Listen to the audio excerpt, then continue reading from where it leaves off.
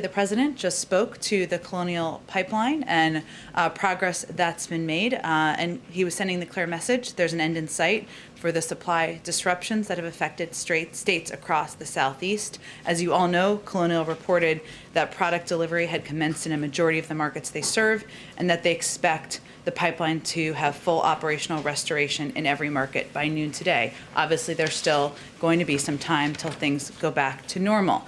But in the last 48 hours alone, we announced a targeted Jones Act waiver to ease shipping of fuel on top of waivers for EPA for a dozen states, expanding gasoline supply, steps taken by DOT to make it easier to ship fuel over land, and a number of other actions across the federal government. President Biden and his team we also wanted to thank the governors and state and local leaders throughout the affected region who have moved very quickly in a coordinated way over the last several days. Just wanted to speak to the unemployment insurance numbers that came out this morning. Those claims fell to yet another pre-pandemic low, and while we'll continue to note that these weekly numbers can be volatile, the larger trend in initial unemployment number claims shows clear economic progress for America since President Biden took office. Since his inauguration, the 4-week average of initial unemployment claims has fallen by over 1/3, and the chart, I always love a good chart, behind me shows that there's been a clear and sustained decrease over that time frame. And over the last 3 months, employment growth has averaged 500,000 jobs per month, 8 times the number of new jobs created per month on average in the 3 months before he took office. One other note, as we continue to keep you updated on the implementation of the American Rescue Plan, today the Department of Veterans Affairs is highlighting the launch of the Veteran Rapid Retraining Assistance Program. The American Rescue Plan will provide $386 million to cover up to 12 months of tuition and fees and monthly housing allowance benefits for qualified veterans who need critical retraining to enter high-demand occupations. In addition, the American Rescue Plan will provide the Department of Veterans Affairs with $262 million to reduce the backlog of compensation and pension claims by increasing processing power and expanding scanning of federal records. Finally, the Senate Judiciary Committee today is voting, or has voted, I guess, lots going on this morning, on the nomination of Kristen Clark, the eminently qualified career civil rights attorney, to be Assistant Attorney General for Civil Rights. She's one of the nation's most distinguished civil rights attorneys. She began her career in the office to which the president has now nominated her to lead, coming full circle. Along the way, she personally prosecuted crimes based on hatred and bigotry, human trafficking, domestic violence, and sexual assault. She has served at 2 of the nation's oldest civil rights organizations, working on virtually every area of civil rights: voting rights, equal education and employment, fair housing and lending, environmental justice, disability rights, LGBTQ rights, and I could go on. If confirmed, she would be the first woman confirmed to lead the DOJ's Civil Rights Division. With that, Jonathan, go ahead. A quick one to start. The president in recent days has been saying with increasing certitude about his meeting with President Putin of Russia. Are you able to confirm that, even if you don't have a date or location yet, but is that part of his first trip to Europe? I don't have any additional details to confirm at this point in time. As we have confirmed from here, the follow-up to the president's meeting, or the president's invitation to President Putin, was to have conversations at a staff level through his national security team. Those conversations are ongoing. The president has said that he just reiterated that he hoped that the violence in Israel would soon stop, but it has not done so. In fact, it seems to be escalating and getting worse. Does he see the U.S. having a role in brokering some sort of calm there?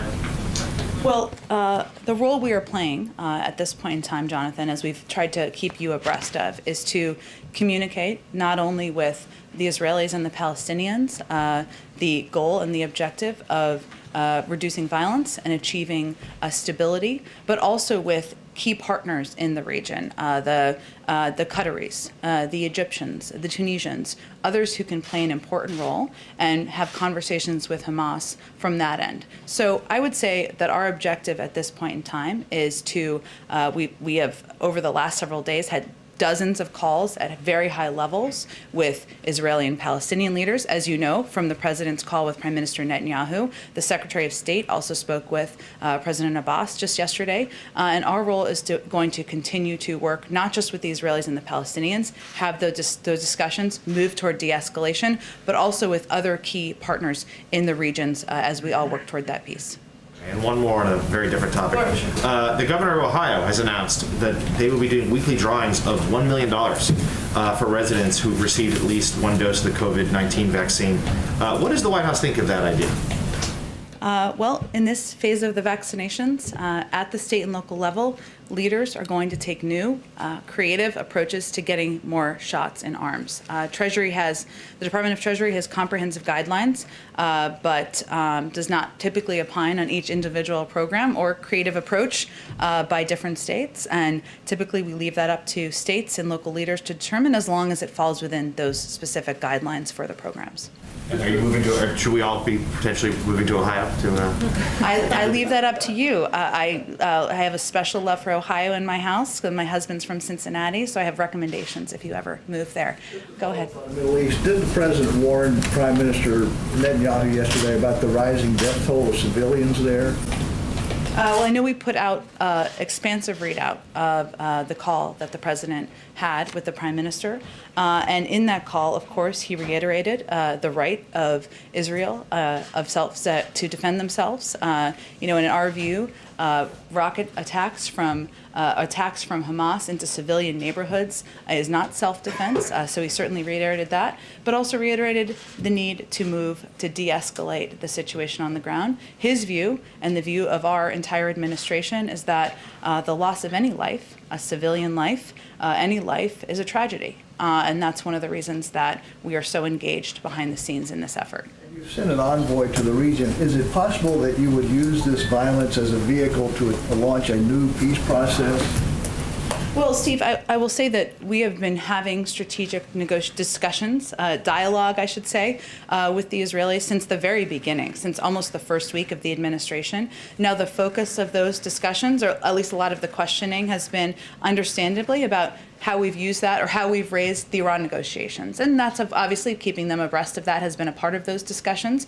But we've also talked about the fact that the position of the administration continues to be that the only path towards a long-lasting, peaceful outcome is a two-state solution.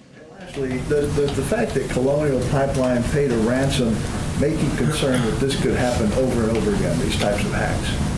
Well, first, Steve, let me say that I refer you to the company for any confirmation of or comment on that particular question. It continues to be the position of the federal government, the FBI, that it is not in the interests of the private sector for companies to pay ransom, because it incentivizes these actions, leading to your point. I will say that one of the lessons that other companies should take away from this hack is that it's important to harden your cybersecurity, to take the necessary steps to ensure that you're protected. There are steps we can take from the federal government. Obviously, the president signed an executive order last night. We believe that it's important to increase cooperation, sharing of best practices between the public and private sector in a way that hasn't been done in past administrations. But ultimately, it's up to these companies to take the steps to protect themselves. Go ahead. On the Middle East, some progressive lawmakers have criticized the president's response to the violence. Congresswoman Alexandria Ocasio-Cortez says the president's comments reinforces the false idea that Palestinians instigated this cycle of violence. Representative Ilhan Omar has said the U.S. isn't doing enough to condemn the killing of Palestinian children. What's your response? Well, first, let me take the second part of that. Let me be very clear. It is a tragedy for the loss of any life, a civilian, a child, and we've certainly seen that as this violence has escalated. Our objective and our approach is to work with leaders in the region, whether they're the Israelis or the Palestinians, or leaders from other countries who can play an integral role in influencing Hamas to de-escalate and move toward a more stable peace. That's the role and that's the focus of the United States government. But that should not diminish the fact that any loss of life is a tragedy, and that's what we would convey. And on a very different topic, yesterday we saw the president meeting in the Oval Office with the Big Four, four vaccinated individuals. The Big Four. They were all still wearing masks. The CDC guidance says that vaccinated Americans can gather in small groups inside without masks. So why aren't we seeing the president model more of that behavior? Well, they were wearing masks. I can confirm that. You all saw that in photos. I know this has ruffled the feathers of the RNC. I'm always feel bad about ruffling their feathers. But I will say that the focus of the meeting was on seeing if there's a way to move together, to work toward shared objectives of investing in infrastructure, creating jobs for the American people. And I think that's what most people's focus is on. But the argument has been that if you can take your mask off, that may incentivize others to get vaccinated, right? To be able to participate in some of the benefits of being vaccinated. But yet we aren't really seeing the president sort of lead by example on that. The president doesn't wear his mask when he's outside. That guidance is clear. There were a number of people in the Oval Office yesterday. Obviously, there was a whole press pool. But again, I think if the big takeaway from the meeting yesterday, I think what most people look at it and take away is that the president sat there with Democrats and Republicans. They all came out of the meeting saying it was constructive, looking to see what the path forward could be about how we can create jobs and rebuild roads, rails, and bridges. And that was what the objective of the meeting was. Go ahead. Just to confirm, Ohio is a great state. The president's mentioned this a couple times. You just mentioned it. Is the expectation in terms of the regional players in the Middle East that you guys want to kind of follow a model of 2014, perhaps, when Egypt played a pretty crucial role in brokering peace there? Is that what you're going for here in your contacts with those countries and key players in that region? Well, I think what our objective is in the short term, Phil, is that Egypt, Tunisia, other important countries in the region certainly can play a role in conveying to Hamas and leaders of Hamas the reasons for de-escalation and how that could be beneficial. And that's a role they have played historically at moments in time. Obviously, every conflict is different, unfortunately, but certainly many of these countries and their leaders have played this role in the past, and we certainly will look to them and continue to look to them to play a role moving forward. Just two quick ones on the economy. Senator Mitch McConnell said that based on the meeting yesterday, the president understands that the 2017 tax law is no longer a part of the conversation about financing any bipartisan infrastructure deal. Is that an accurate assessment of the state of play? Well, what the president understands is there's agreement, as is evidenced by Senator McConnell's comments, that we need to invest in infrastructure. We need to create jobs, that bridges are not Democratic or Republican. They don't have party affiliation, it turns out. How to pay for it has long been the area where we need to find more common ground. The president's proposed a way to pay for it.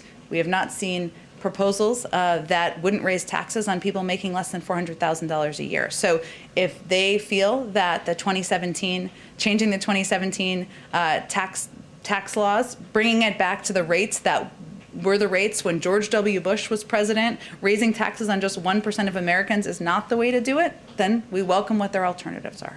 Just a kind of a broader economic question. The UI numbers kind of underscoring it's kind of been a bumpy last couple of weeks, which I think everybody kind of expects coming out of a once-in-a-century pandemic. But you characterize how important is the economic recovery continuing at a decent pace to your broader legislative goals? Like, does that underpin your ability to do the scale of the things that President Biden has put on the table?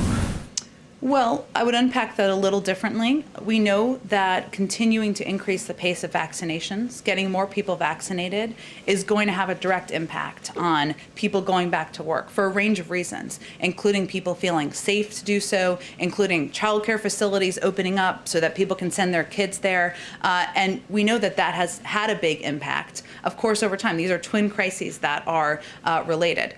But the proposals the president has made for the American Jobs Plan, for the American Families Plan, there are certainly some impacts that will be very beneficial over the short term. Additional assistance for childcare, of course, beginning to put more and more people back to work. We know there's more we need to do. More than 8 million people are still out of work. But these are also proposals and ideas that have a long-term impact, that will increase our competitiveness over the long term, that will help ensure we can compete with China. So, there's an argument to be made that we need to continue to get through the crisis we are in, but we also need to think about what's next and how we're building the workforce of the future, and that will continue to be his argument. And just to put a quick finer point on it, broader point being, because of the long-term effect of the proposals that were put on the table, what happens with economic numbers in the near term has no effect whatsoever on the president's decision to pursue those going forward? Well, first I would say we look at averages, right, over the course of time. So we've created about 500,000 jobs on average over the last few months, and we know these numbers and these data can go up and down.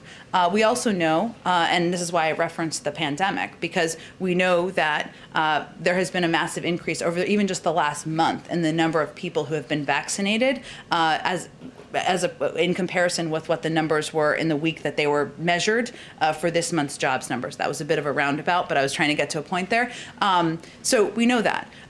There's no question also, and economists have said that these proposals, the American Jobs Plan, would help put more people back to work. There's more we need to do, but it's both, right? So it doesn't impact the fact that we still need to do more over the long term for competitiveness, but certainly as we still see more than 8 million people out of work, it is a reminder of the need to do more now, and that the economy needs more now, and that we need to do more now across communities to create jobs. Go ahead. Thanks. I just have a few questions on Colonial and the Sure. Jones waiver, if you're willing. Can you identify the name of the tanker yet?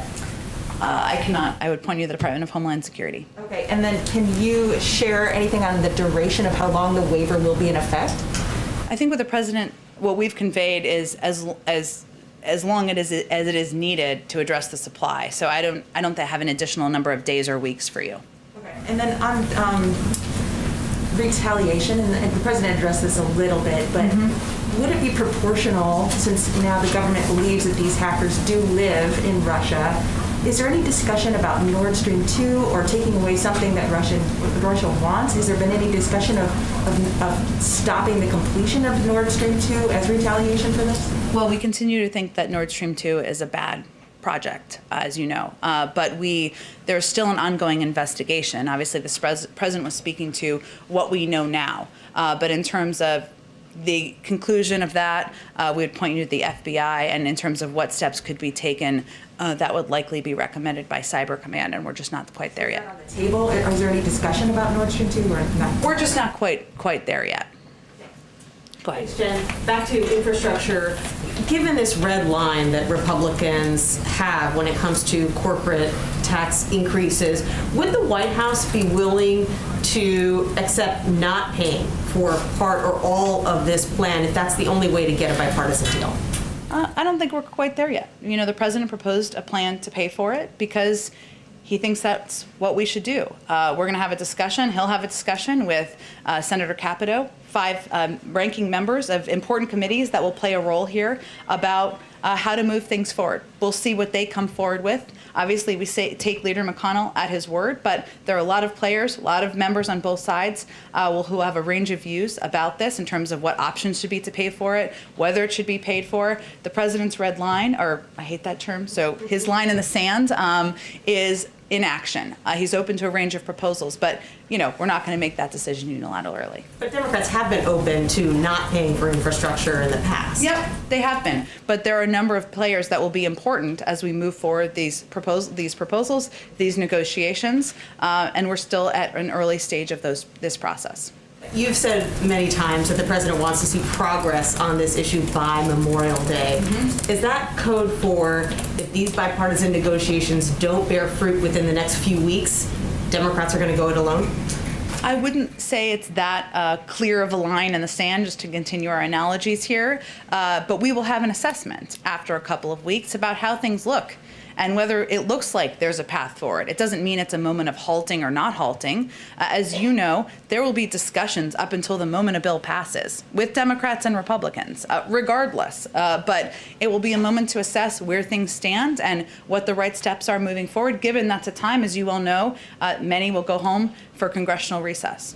And then finally on Israel, why hasn't the administration prioritized naming an ambassador to Israel? And will that name be in the next batch of ambassadors that are named by this White House? Well, I would expect we'd have more in the coming weeks on nominating an ambassador to Israel. But I will say, and having lived and served at the State Department for a couple of years. We have a very talented, trusted career diplomat who is there on the ground, who is fully engaged with the White House, is fully engaged with leaders in the region, and as is his entire diplomatic team. So I think it's important for people to understand it's not as if work halts just because you haven't have a nominated and confirmed ambassador. That's important. But the system of governing, career staff, foreign service officers are in place so that there can be the continuity through administrations. Go ahead. Thanks, Jen. On Colonial, I know the president said that he didn't want to comment on whether he was briefed on the payment, but just to put it a little bit more broadly, was the administration aware at all whether a payment or not was made? I'm just not going to have any more on that. And then my colleagues are reporting that legislation to overhaul the military justice system is gaining traction in Congress. This is the bill led by Senators Gillibrand and Ernst. This is broader than what the Pentagon is looking at doing through the commission. Is this something that the president would support, and has he had any conversations with members of the Senate yet? Well, let me first say that, like the president recently said, we have to have an all-hands-on-deck effort to end the scourge of sexual assault in the military, underlining that sexual assault is repugnant at any time, and then we have to uproot this horrible, long-standing problem. As he promised during the campaign, he ordered the creation of an independent review commission on sexual assault in the military to take bold action to address sexual assault and harassment in the force. That work's underway. It's a 90-day process. I think they're around halfway through that 90-day period of time. So obviously these reports about support in the Senate are positive. It's a welcome development. We will see how that process moves forward. Nothing's passed either body of Congress at this point in time. And even as it's working through, the work of this commission will continue. And sorry, just to follow up on Nancy's question real quick, is the president committed to paying for the package fully, or is that TBD right now? The president's proposed ways of paying for his proposals because he thinks that's a responsible thing to do. But again, there's going to be a range of discussions with members of both parties. As Nancy said, some Democrats think we don't need to pay for it. Some Republicans feel very strongly about that. Some in the middle feel strongly too, or feel which way. That's part of the discussion. So we're still having those discussions. We're in the sausage making, and he's proposed ways to pay for it because he felt that was a responsible thing to do when he put out his ideas to the public. Go ahead, David. A few questions on Colonial, Jen. The president at one point in the statement today said that he was going to take steps to disrupt this network. And then he was asked later on, does that mean return cyber attacks? Would he rule that out? He seemed to say no. As in he wouldn't rule it out. He would not rule it out. That was clear. So is his idea here something similar to what Cyber Command did last year with another ransomware group where they actually stopped them from getting on their servers in an effort to try to keep them from disrupting the 2020 election? Is that the model that the president has in mind? I think we're not quite there yet, David. Obviously, this just happened just a couple of days ago. He was providing an update to the public and being transparent with all of you about what we know as it relates to the investigation. That investigation is still ongoing at the FBI, and obviously Cyber Command would make recommendations about next steps. As we often like to say, some seen, some unseen, but I can't get ahead of where we are in any internal process. So when the president said that this happened from Russian territory, was he suggesting that if it happens from your territory, as we often say in terrorism issues, this came up often when you were at the State Department, that the country from which an attack is launched is as responsible for it as the attackers themselves? I would say he's making that clear because certainly the country where individuals are located, even as a criminal network, even as he's confirmed that we don't have information from our review process that suggests the government was involved, there's still some responsibility. And my final question to you goes to your reluctance to discuss the ransomware issue. Mm-hmm. I'm trying to figure out if on the one hand the government has a policy of recommendation, why isn't it in your interest to call out companies that might actually violate what both the FBI and the Treasury Department have recommended strongly. In fact, the Treasury Department went beyond that last year. They said that there could be sanctions against people who pay ransomware. So I'm trying to understand what the theory is in not calling them out, if you know the answer to the question. Well, David, I would say that it's the recommendation of the FBI to not pay ransom in these cases, as you well know, for good reason, because it can incentivize similar attacks, additional attacks, deceives other question. But again, our policy remains, that's our recommendation, but that private sector entities or companies are going to make their own decisions. So what I'm here to do is just convey the policies of the United States government, and it doesn't feel particularly constructive to call out companies in that manner at this point in time. Go ahead. Thanks, Jen. What does the president think about Republican governors such as Mike Parson in Missouri reducing unemployment benefits in order to force workers back to work? Well, what we've seen, we know there's been a lot of talking points and chatter out there suggesting that reducing or benefits, $300 a week in most cases, benefits to people across the country would incentivize them to go back to work. And frankly, we find that to be a bit off track because what we've seen in the data is that the actual issues at play here are the pandemic and people needing to address things like childcare, being fearful about going back to work before they were not vaccinated. So states, governors are going to make their own decisions, but it's important to convey, I think, that when you look at the data, when you look at the facts, we have not seen that as a widespread driving factor in people not going back to work. Question. How will the president deal with the nearly $100 billion in back rents that would need to be paid in order to avoid evictions once the moratorium expires?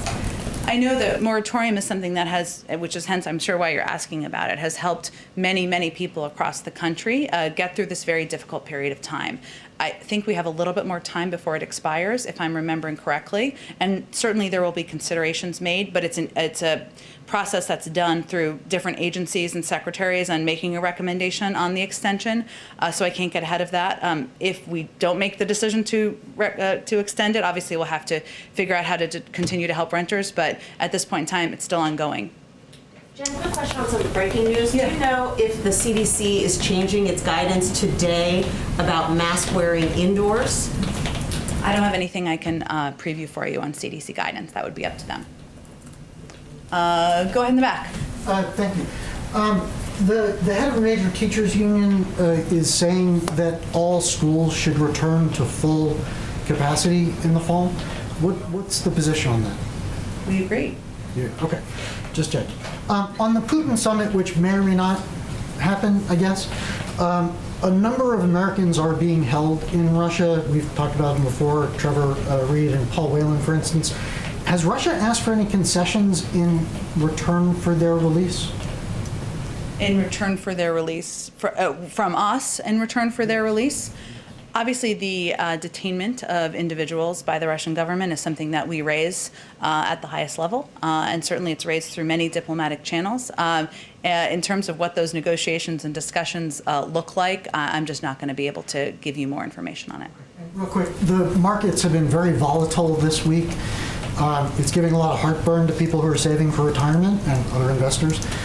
How concerned is the president about that volatility and about inflation? Well, on the markets, I've been doing this long enough not to weigh in and speak to that. Certainly, we have a number of people in the federal government, including our Treasury Secretary, who can speak to that more effectively than I can. I will say on inflation, we take that very seriously. The expectation from economists, both inside and outside of the government, is that the impacts of our proposed investments are transitory, are temporary, and that the benefits far outweigh the risks.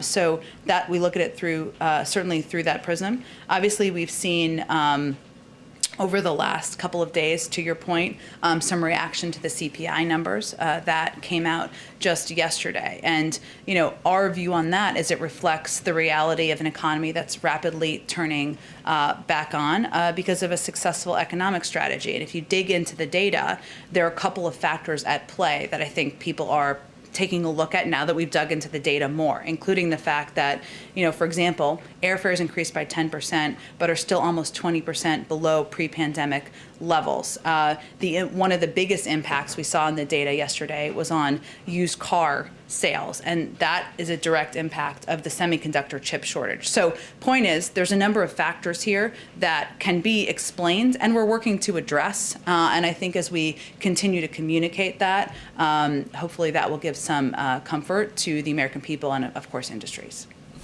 Go ahead. A couple questions. Can you confirm that the White House is seeking changes to legislation that would grant statehood to the District of Columbia and change it so it would grant the electoral vote to the winner of the popular vote to deal with potential constitutional concerns? We have issued a statement of administration policy, as you know, strongly backing the bill, and our view is that admitting D.C. as a state is well within Congress's power, and that the arguments to the contrary are faulty. But we also think there are ways to allay the concerns that have been raised, and that's why we're working with Congress to make the bill as strong as possible, as would be the case in nearly any negotiation or about any piece of legislation. Can you confirm that those are the changes that you are seeking? I'm not going to get into more details of it, other than we certainly would support D.C. statehood and strongly back the bill. On infrastructure, can you've talked a lot about progress by Memorial Day. Can you define what progress specifically is? Is it a deal in principle with Senate Republicans? Is it passing surface transportation bills out of committees? Or what is progress to you? Well, I think, as I was saying in response to Nancy's similar question earlier, it's just a marking point for us to make an assessment of what we think the path forward looks like. And as you all know from covering Congress, everybody will go home on Memorial Day recess. It will be quieter over near the Capitol. Obviously, there'll be a lot of activity, as you all have seen this week, and that will continue, both at a staff level, a member level, engagements with the president, other high-level members of the administration, and we'll have a feeling on what the path looks like moving forward. I don't want to define that at this point because that's not really to our advantage. There's a couple of weeks before Memorial Day, and we'll just be able to take stock of where we should proceed. As I've said before, obviously the president wants to work in a bipartisan manner. He thinks there's opportunity to do that. He was encouraged by the openness to that in the meeting yesterday, and obviously he's going to sit down, or is sitting down shortly, you'll know, with leaders here. But his only line in the sand is inaction. Foreign policy one. Sure. In the readout with Prime Minister Netanyahu, there was no mention on Iran. Did the president discuss the ongoing nuclear talks with the Prime Minister? We regularly brief our Israeli counterparts on our ongoing negotiations and discussions with Iran. Rob Malley is currently taking part of those now. As an important partner in the region, we do regularly brief them. I don't have any update or anything in addition to add to the readout, but it was primarily focused, as I think was clear, on the escalation of violence happening on the ground at this point in time. Go ahead. Yes. Senator Tom Cotton says the nation's wealthiest colleges are indoctrinating young people with what he calls un-American ideas.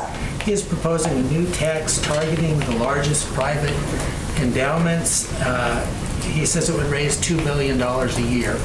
I wonder, does the president believe that our wealthiest schools are indoctrinating our youth with un-American ideas, and would he support such a tax? Is it a good idea? Now you've intrigued me. What are the un-American ideas that are indoctrinating our youth? The legislation doesn't lay out the precise... He's not specific about the indoctrination by leaders from universities? Well, he's been critical of, for example, the 1619 Project. He's been critical, spoken about critical race theory. He's claimed that there's a liberal bias on campus that targets conservatives, I think would be a way to put it. What's he going to do with the money? He wants to use it for programs for, I'm having a hard time coming up with the word, when you have job training, those sorts of things. Well, without much detail of where he thinks our youth are being indoctrinated, it sounds very mysterious and dangerous. Although I don't think we believe that educating the youth and the future leaders of the country on systemic racism is indoctrination. That's actually responsible. But I would say if he's trying to raise money for something, then our view is there's lots of ways to do that. We know that a number of corporations hugely benefited financially during the pandemic. They could pay more taxes. We think the highest 1% of Americans can pay more taxes. And if he wants to have a conversation about worker training, we'd love to have him over and have that conversation. And then if I could follow up, we have a bridge over the Mississippi River at Memphis linking Arkansas and Tennessee. It's had to be shut down because there's a crack in it. Is this a fluke, or should Americans be concerned about the structural integrity of their bridges, and what, if anything, is the administration doing to address this problem? Well, first I would say that's an excellent example of why we need the American Jobs Plan. And as you know, probably traveled across that bridge a few times yourself, I would guess. There are bridges around the country that are decades overdue in being repaired and being fixed, and ensuring that people traveling, they're going to work, they're taking their kids to school, are up to the standard that we should have in this country, in one of the most competitive and industrious countries in the world. So that's a good example of why the president's proposed repairing bridges around the country, repairing roads and railways. And the good news is that will create millions of jobs. So there's a win-win for communities around the country. Go ahead in the back. Sure. There's a report that former Chicago mayor and former chief of staff, Gov. Emanuel, be appointed to the U.S. ambassador to Japan soon. I don't think you can confirm it, but I know the announcement on the ambassador will be coming soon. But my question is, what do you expect from the new ambassador to Japan? Do you expect someone who will be a key person to deal with China and North Korea? Well, I do expect, I know there's a lot of interest in this, I do expect we'll have more in the coming weeks on nominating ambassadors to serve in, obviously once confirmed, important posts around the world, and Japan is certainly one of those, important partner in the region, important partner in addressing stability and security in the region, and certainly we would see that person as someone who would play an integral role. However, I would say there are a range of positions from the State Department, from our national security team, that may play an additional role or significant roles as it relates to negotiations moving forward. So I don't have anything to preview on that front. Go in the back. We've heard repeatedly with respect to the statements about violence in Israel that Israel has a legitimate right to self-defense, but we're not hearing about the Palestinians' right to self-defense. Why is that, and does the president believe that Palestinians have a right to self-defense?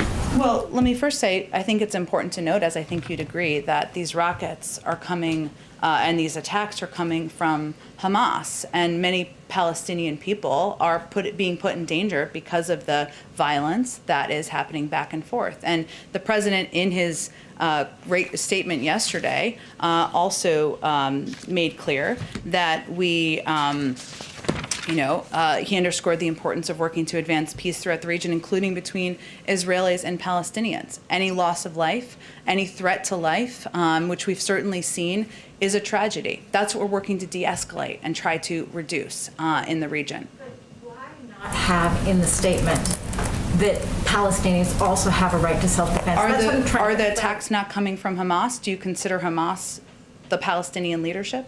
Let me rephrase the question then. You've repeatedly in the statements condemned the rocket attacks. Mm-hmm. Does the White House, does the Biden administration also condemn the evictions of Palestinians from their homes in occupied We have spoken to that in our readouts, and certainly our national security advisor has raised, and we have raised at many levels, the importance of addressing the building in these communities, and the fact that in order to move forward and move toward de-escalation, that's an important issue to address. So that has come up. I think we've got to move on and let you wrap. Go ahead. Why, when Secretary Blinken called both Mahmoud Abbas and also Benjamin Netanyahu, why didn't the president do the same by only speaking to the Israeli prime minister? Are you concerned that this shows sort of a one-sided viewpoint from this administration? Well, I would say that the Secretary of State is an incredibly high-ranking member of the administration, fourth in line for the presidency, if I'm getting that correct.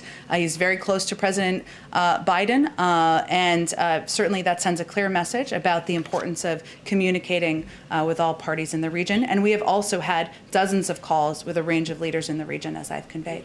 You're talking to the Egyptians. Have you sent any sort of message to Hamas through the Egyptians? Well, I think, Steve, the reason we're, of course, talking in part to the Egyptians and others in the region is that they have significant influence over Hamas. And unfortunately, as we saw earlier this week, assurances from Hamas that they were prepared to stand down proved false as they later launched a rocket barrage. But they are important communicators with Hamas. They can play an important role here, and that's why we're communicating with them, as well as the Israelis and the Palestinians. Thank you, Jen. Thank you, everyone. Thank you.